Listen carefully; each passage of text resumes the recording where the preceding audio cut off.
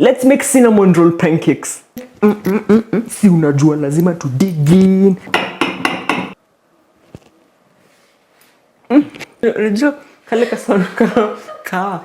Oh my god. Oh my god. But now this stuff iko juu.